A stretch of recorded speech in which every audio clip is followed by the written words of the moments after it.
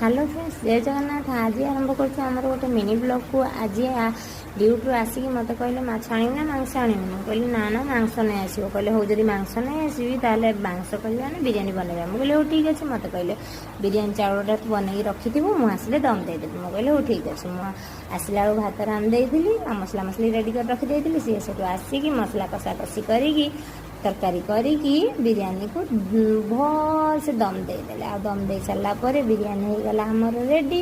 Ready हो गला पर आम खाया बसीगलु। आम छुआ को गोटे कटी थाली देदेली सी तार बसिक खाइला। आउ भी थाली रे बाढ़ी बिरियानी देदेली तरकारी देदेली आ काकुड़ी सालाड देदेली। सी भी खाया बसीगले। सी खाऊ खाऊ का मुझे पचारि आउ बिरियानीटा केमी मत कहते मस्त होइले। हाँ सेटा तो तुम कर तुमको भल लगे ना ना। फिर मत कहे हो तू खाई टेस्ट कर केमती लगुली। आम तो बस खाईगलु। फ्रेंड्स वीडियो केमती लगी लाइक कमेंट शेयर निश्चिंत करदे। जय जगन्नाथ।